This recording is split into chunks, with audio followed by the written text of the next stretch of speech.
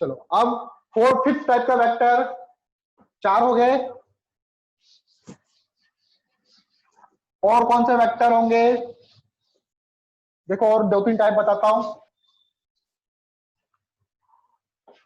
को parallel vector, को parallel नहीं, पैरेलल वेक्टर लिखो। पैरेलल वेक्टर क्या होंगे बेटा? पैरेलल वेक्टर, पैरेलल वेक्टर क्या होंगे? कोई बता सकता है पैरेलल वेक्टर? जिसका सर 180 डिग्री बने, जब हम कैलकुलेट टेबल बनाते हैं। ओके बेटा, माइक बंद रखो, माइक बंद कर दो। और कोई? सर जो पैरेलल हो, सर जो पैरेलल हो, हाँ, सर जिसका दोनों एक्स एक्सिस से parallel। सेम है। ये दोनों पैरेलल है क्या? Yes sir. No sir, yes, लेकिन सर पैरेलल हो लेकिन सेम डायरेक्शन में हो तब वो पैरेलल। गुड बेटा, गुड आद्या।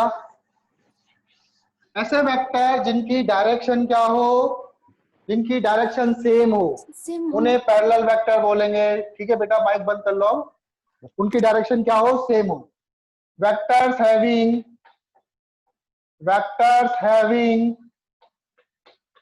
सेम डायरेक्शन, ऐसे वेक्टर जिनकी डायरेक्शन सेम हो उन्हें हम बोलेंगे पैरेलल वेक्टर।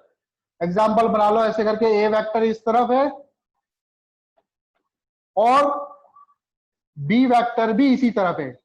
उनका मैग्नीट्यूड इक्वल हो भी सकता है और नहीं भी। यहां पर जैसे मैंने एक को छोटा बनाया, एक को बड़ा बनाया, लेकिन दोनों की डायरेक्शन क्या है? इसी तरफ है। ठीक है, तो दोनों कैसे वेक्टर हुए? Parallel vector. ऐसे वेक्टर जिनकी डायरेक्शन सेम हो उन्हें बोलेंगे पैरेलल वेक्टर।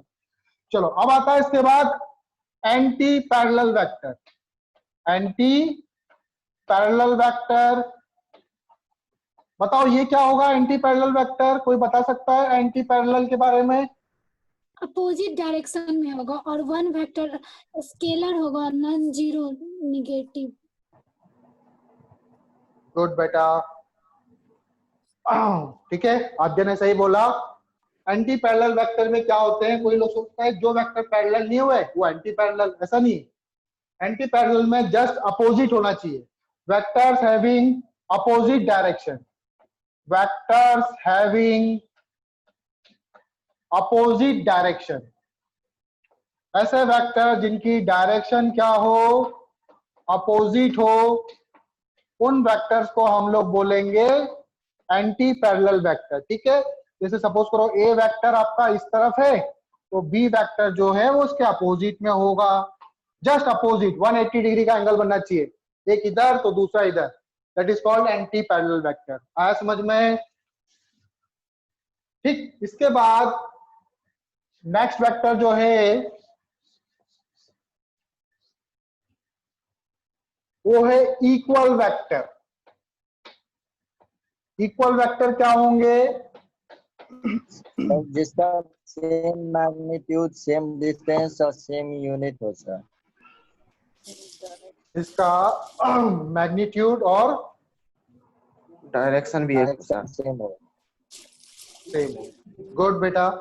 वेक्टर देखो, वेक्टर में क्या चीज होती है? वेक्टर में दो ही चीज होती है, एक तो होता है मैग्नीट्यूड और दूसरी होती है डायरेक्शन। अगर दो वेक्टर ऐसे हैं जिनका मैग्नीट्यूड भी बराबर है और डायरेक्शन भी बराबर है तो दोनों बराबर हुए। ठीक है, तो इक्वल वेक्टर क्या होंगे? ऐसे vector, vectors having same direction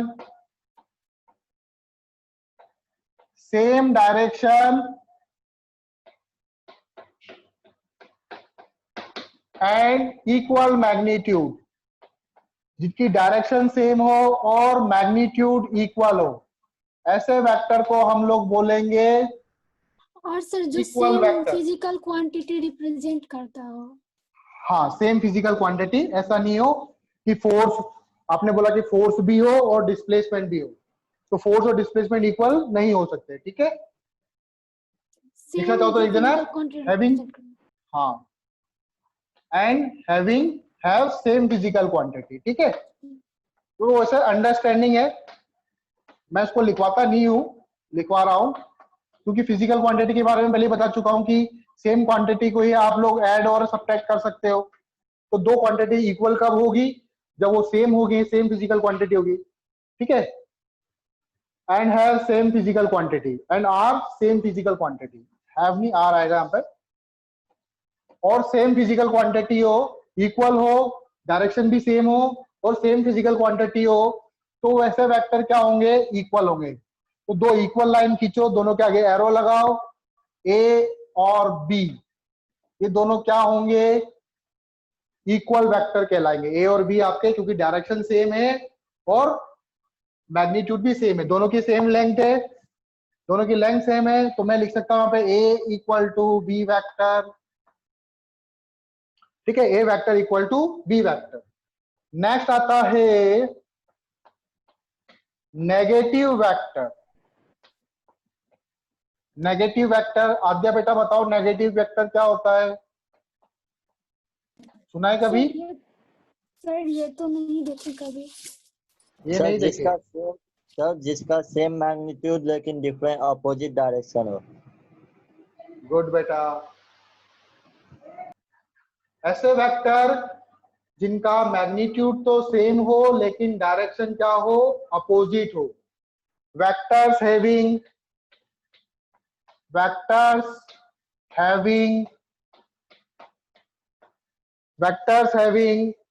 same magnitude but opposite direction, उनकी डायरेक्शन क्या हो? अपोजिट हो। अगेन सेम फिजिकल क्वांटिटी हो, अलग अलग नहीं होनी चाहिए, एंड सेम फिजिकल क्वांटिटी।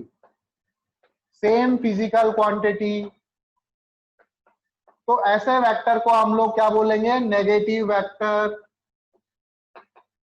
ठीक है। तो दो वेक्टर बनाओ, एक वेक्टर का मुंह इस तरफ है, इसको मैंने बोला ए वेक्टर, और एक वेक्टर इसके जस्ट अपोजिट बनाओ इक्वल लेंथ की, इसको मैंने बोला बी वेक्टर। तो ए और बी दोनों बराबर है लेंथ में, लेकिन दोनों की डायरेक्शन, दोनों का, एक का एरो इस तरफ है, दूसरे का एरो इस तरफ है, तो दोनों की डायरेक्शन जस्ट अपोजिट है। अच्छा, इन दोनों को अगर मैं ऐड करूंगा तो कितना मिलेगा मुझे? ए प्लस बी। फैजान कितना मिलेगा ए प्लस बी करूंगा तो? नहीं मालूम आद्या सर। आद्या यस सर। कितना मिलेगा ए प्लस बी? बी प्लस ए। हाँ बेटा, बी प्लस ए।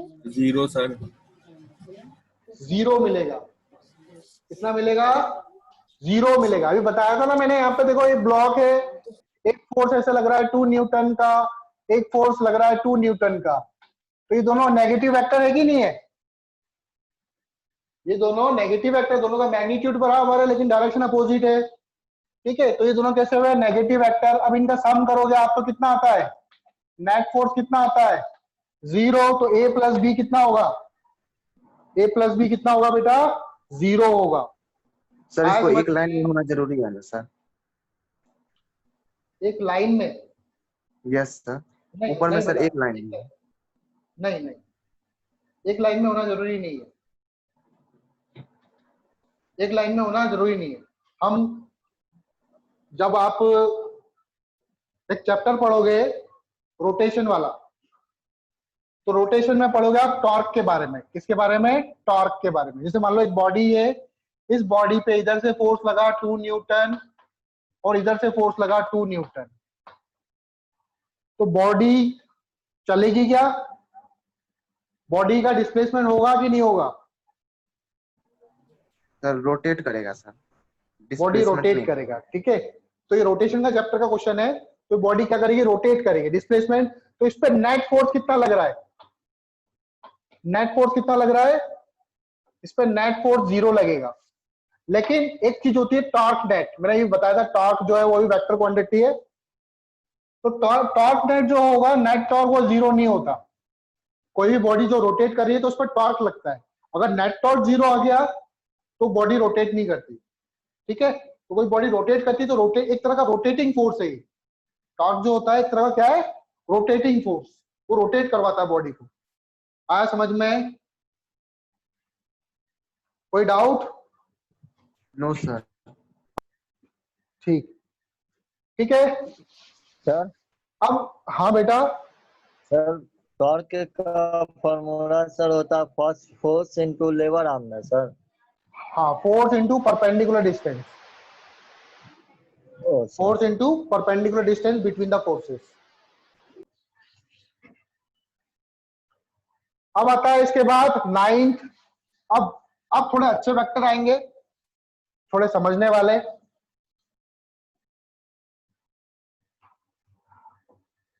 अब आता है इसके बाद जीरो वेक्टर।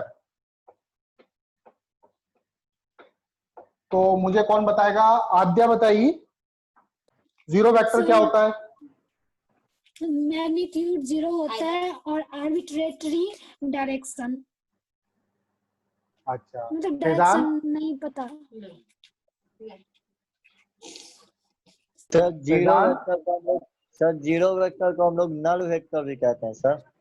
हाँ हाँ, नल वेक्टर ही बोल सकते हैं। Yes sir. तो क्या होता है जीरो वेक्टर? वही सर जीरो वेक्टर क्या अलग होता है? अलग डिफरेंट डायरेक्शन में सर। जीरो वेक्टर, हाँ, vectors having zero magnitude, zero magnitude, ऐसे वेक्टर जिसका मैग्नीट्यूड क्या हो बेटा? जीरो। जीरो हो। ठीक है, तो देखो जीरो वेक्टर को कैसे रिप्रेजेंट करूंगा। मैंने आपको रिप्रेजेंटेशन सिखाया था। रिप्रेजेंटेशन में क्या करते थे? एक लाइन बनाते थे। लाइन क्या जो ऐसे बनाते थे? टेल। ये टेल क्या रिप्रेजेंट करती थी बताओ? टेल क्या रिप्रेजेंट करती थी? मैग्नीट्यूड।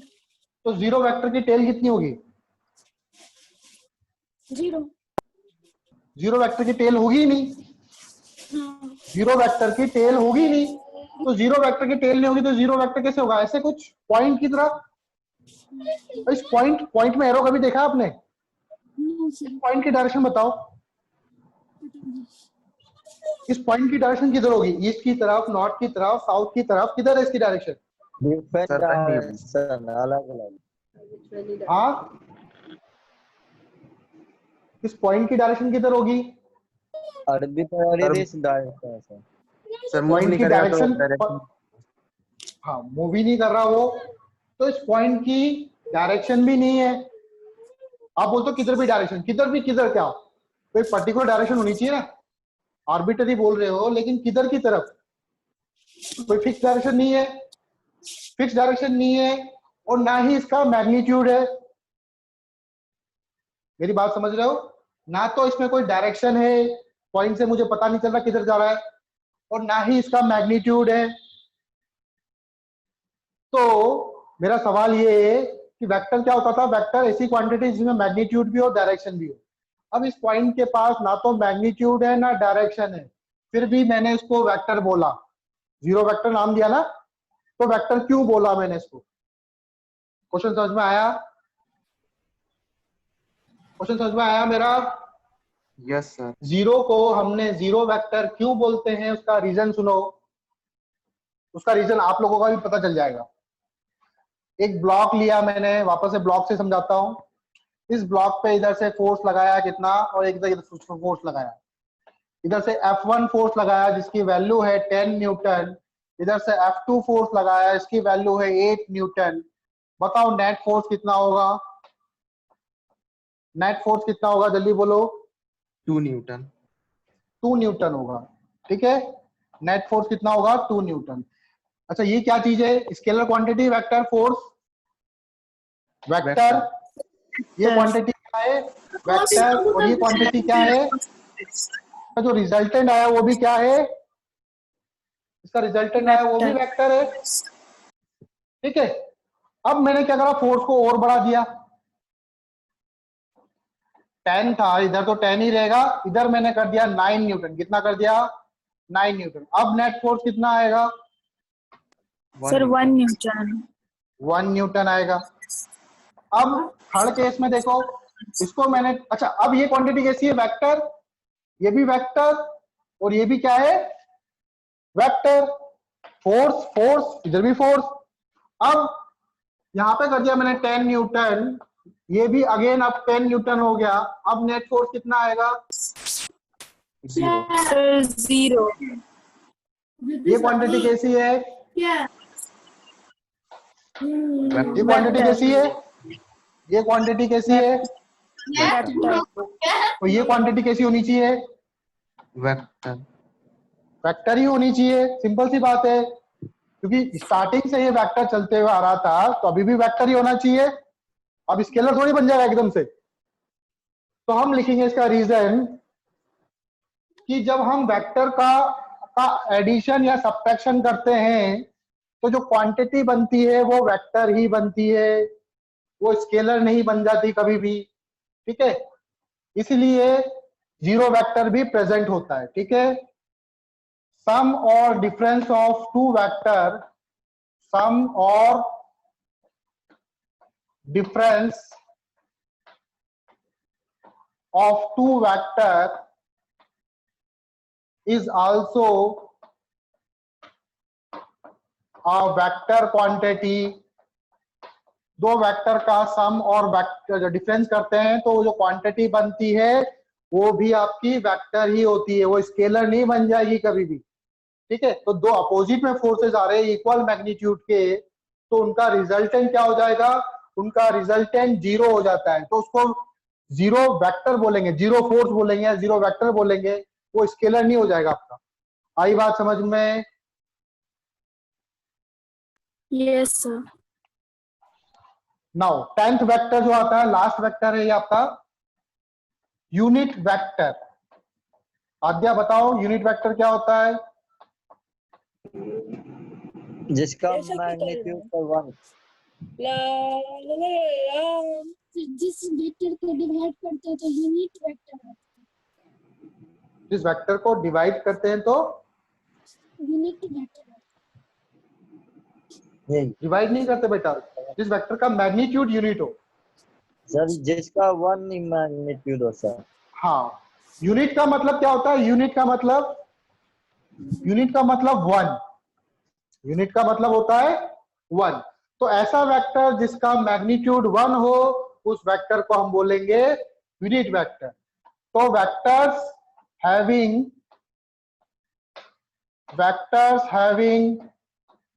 यूनिट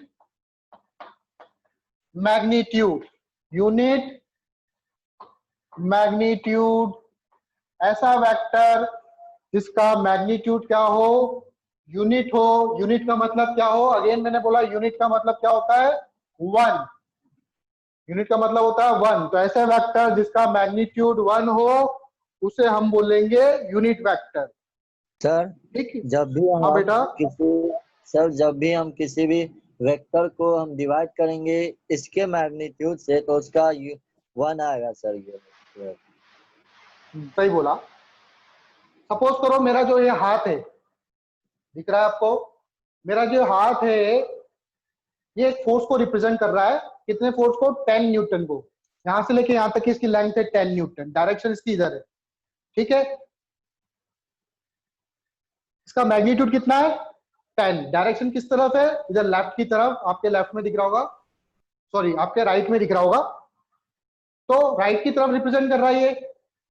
इसका मैग्नीट्यूड कितना है? 10 न्यूटन। अब मैंने इस फोर्स को 10 से डिवाइड कर दिया। कितना डिवाइड कर दिया? 10 से। इसका मैग्नीट्यूड कितना था? 10। तो अब मेरे पास कितना फोर्स बचेगा? 1 न्यूटन। डायरेक्शन किधर होगी इसकी? लेफ्ट में होगी। डायरेक्शन किधर होगी? डायरेक्शन क्या उसी तरफ होगी? डायरेक्शन में थोड़ी चेंज आया। 1 न्यूटन का फोर्स आएगा इसी तरफ।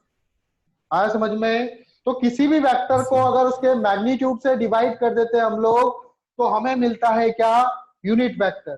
तो जैसे वेक्टर ए बी, हम वेक्टर कैसे लिखते हैं ना, ए बी वेक्टर। अब मैग्नीट्यूड को कैसे लिखे?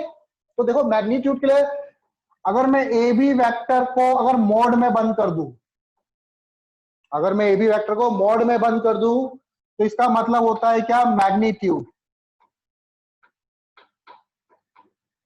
या फिर आप ऐसे भी कर सकते हो, ए वेक्टर को अगर आप सिंपल ए वेक्टर लिखना चाहते हो एक ही बात से एक ही लेटर से, तो अगेन ये मोड लगा दिया, मोड इसको बोलते हैं, दो डंडे को मोड। अगेन ये क्या रिप्रेजेंट करेगा, मैग्नीट्यूड। या फिर आप इसके ऊपर वेक्टर मत लगाओ, खाली ए लिखो, सिर्फ ए लिखो, कोई वेक्टर वेक्टर मत लगाओ। अगेन ये क्या रिप्रेजेंट करेगा, मैग्नीट्यूड। तो मैंने आपको लिखने के तरीके बता दिया। मैग्नीट्यूड, हम मैग्नीट्यूड को ऐसे भी लिख सकते हैं, ऐसे भी लिख सकते हैं और ऐसे भी लिख सकते हैं। आया समझ में? तो ए बी वेक्टर इसके और डिवाइड करूंगा किससे, इसके मैग्नीट्यूड से, तो मेरे पास 1 बचेगा। अब उस वेक्टर को क्या बोलेंगे, उसको बोलेंगे ए बी, और इसके ऊपर देखो इस तरह का सिंबल बनेगा, इसको प्रोनाउंस करेंगे ए बी। ऊपर देखो एक हैट टाइप बन रहा है, हैट नहीं बोलते, इसको कैप बोलते हैं, इसको बोलते हैं कैप। तो इसको बोलेंगे ए बी कैप। क्या प्रोनाउंस करेंगे इसको, ए बी कैप। कैप मतलब टोपी या फिर हैट जो होती है हमारी, ठीक है, इसको प्रोनाउंस करेंगे ए बी कैप। आया समझ में? Yes sir. चलो आगे देखो। अब किसी भी वेक्टर की मुझे जैसे डायरेक्शन चाहिए, सॉरी किसी भी पॉइंट की मुझे डायरेक्शन चाहिए। अब एक पार्टिकल है, जैसे सपोज करो एक्स और वाई ले रहा हूं, जेड नहीं ले रहा मैं। एक पार्टिकल है जो एक्स में चला कितना, 2 मीटर, और फिर वाई में चला मान लो सपोज करो 3 मीटर, ठीक है। अभी यूनिट वेक्टर का एग्जांपल दे रहा हूं, जेड भी बनाना चाहो तो। जेड में नहीं चला, अभी कुछ भी नहीं चला जेड में। इस यहां से गया, ए से बी गया और बी से सी गया, ठीक है। इसका डिस्प्लेसमेंट क्या होगा, ये वाला, इसको अलग कलर से बनाता हूं मैं।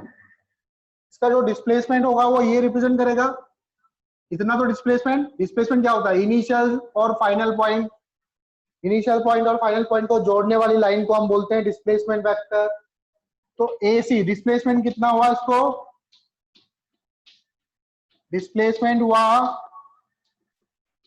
ए सी वेक्टर। क्या हुआ, ए सी वेक्टर, ठीक है।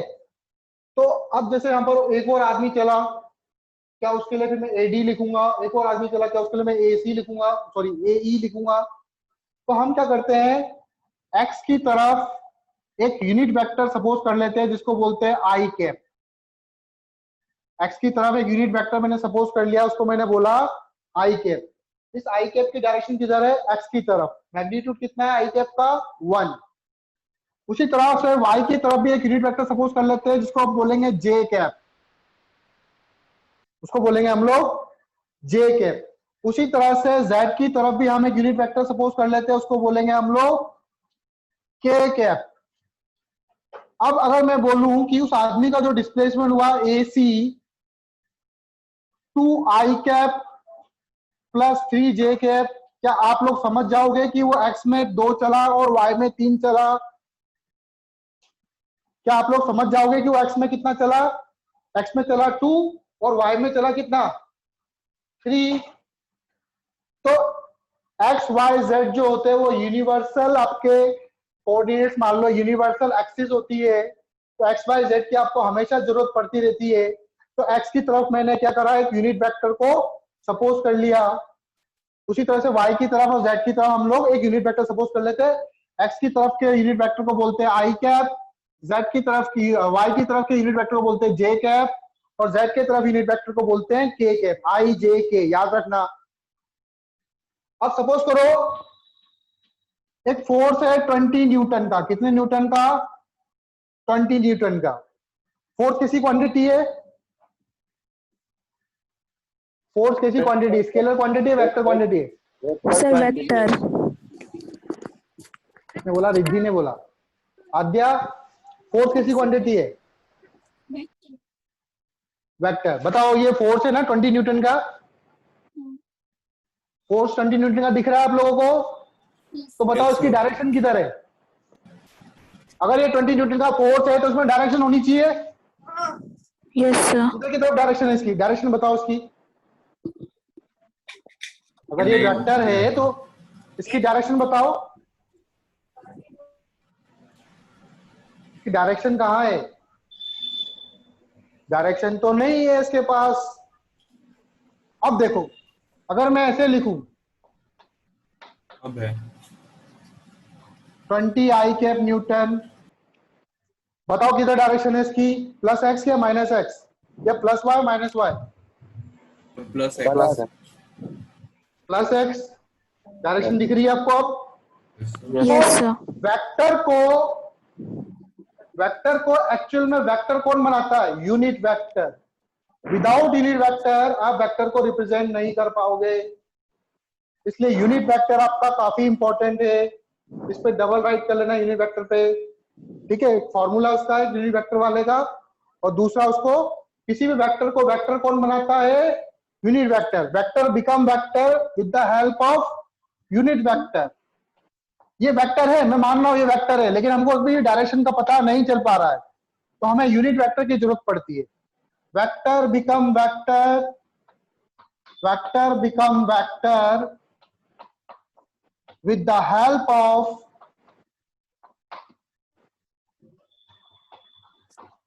Unit vector. यूनिट वेक्टर के कारण ही हम किसी वेक्टर को वेक्टर बना पाते हैं, वरना वो वेक्टर नहीं कहलाएगा। आया समझ में? Yes sir. Yes, sir. Sir किसी को डाउट है? हाँ बेटा, चलो अब आता है, देखो एंगल बिटवीन टू वेक्टर्स। दो वेक्टर के बीच में एंगल कैसे निकालते हैं, ठीक है? इंपॉर्टेंट है ये, क्योंकि पहले एंगल निकालोगे तभी आप उसका एडिशन कर पाओगे। Angle between two vectors, angle between two vectors. दो वेक्टर्स के बीच में एंगल कैसे निकालते हैं? सपोज करो मुझे दो वेक्टर दे रखे हैं, वेक्टर ये है ए वेक्टर, एक वेक्टर है ये बी वेक्टर। ये एंगल मुझे दे रखा है 120 डिग्री। जल्दी बताओ दोनों वेक्टर के बीच में कितना एंगल? आयुष नहीं बोलेगा। दोनों वेक्टर के बीच में कितना एंगल? फैजान और आद्या में से बताएगा कोई? रिद्धि भी बता सकती है, Sir, आर्यन भी बता सकता है। 120. 120 सर, एकदम सही है। नहीं, 120। इनके बनेगा बीच ही में नहीं। जो एंगल होगा वो 60 डिग्री होगा। तो दो हाँ, वेक्टर के सर। बीच में एंगल निकालने के लिए बता रहा हूं मैं, either join head to head, या तो हेड को हेड से ज्वाइन करो या टेल को टेल से ज्वाइन करो, टेल टू टेल। अब यहाँ पे क्या हो रहा है, एक का तो हेड है, दूसरे का टेल है, बी वाले का टेल है, तो ये एंगल को हम नहीं मानेंगे। या तो दोनों के हेड हेड जुड़े हुए हो या दोनों के टेल टेल जुड़े हुए हो। अब बेटा चलेगा ही सपोज करो नहीं। दिस पेन, ये पेन दिख रहा है आप लोगों को?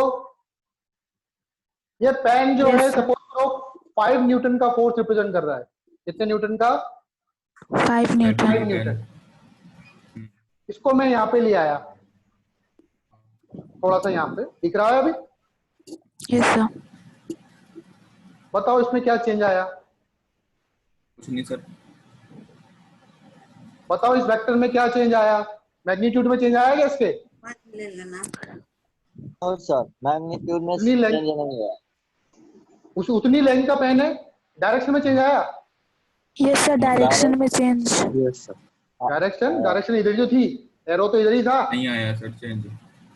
डायरेक्शन तो इधर ही ऐसे थी। ही है। यहाँ पर जब था तब भी डायरेक्शन इधर थी, यहाँ पर आ कुछ गया change नहीं तब हुआ भी था। यहाँ पर डायरेक्शन। ऊपर कर दूंगा तो भी नहीं तब तो हुआ। भी सेम डायरेक्शन। तब- मतलब वेक्टर को मैं पैरेलली शिफ्ट कर सकता हूँ, वेक्टर को मैं पैरेलली शिफ्ट। पैरेलली शिफ्ट कर सकता हूँ, ठीक है? तो vectors can be shifted parallelly. हमारे पास 1.5 मिनट बचे हैं ना। Vectors can be shifted parallelly. तो ये वाला चीज बता देता हूं मैं आप लोगों को। आप वेक्टर्स को पैरेलली शिफ्ट कर सकते हो, मतलब ये वेक्टर है, इसको उठा के आगे रख सकते हो, उठा के आगे रख दो, यहां रख दो। अब क्या दोनों के टेल टेल कंबाइन हो गए, यहां से हट जाएगा ये और आगे चला जाएगा। ऐसे कर सकता हूं, कोई Yes, चेंज sir. नहीं आएगा। डायरेक्शन उस तरफ, मैग्नीट्यूड भी उस तरफ, सॉरी मैग्नीट्यूड भी सेम। अब दोनों के बीच में एंगल निकालो, कितना आएगा? 60 आएगा। 60। तो दोनों के बीच में एंगल कितना हो जाएगा? 60 60 आया समझ में? yes sir या तो हेड को ज्वाइन करो या टेल। मैं चाहता तो इनके हेड को भी कंबाइन कर सकता था, इसको नीचे ले आता, इसको यहां ले आता उठा के, ये वाला 120, अगेन ये वाला एंगल कितना होता? 60 होता। हाँ ठीक है, तो कैसे भी कर सकते हो आप, या तो टेल को ज्वाइन करो या हेड को, दोनों में आंसर सेम आएगा। ठीक Yes, है, sir. अब नेक्स्ट क्लास Yes, करेंगे हम sir. मंडे को। ठीक है बेटा, नेक्स्ट क्लास मंडे को करेंगे सब लोग।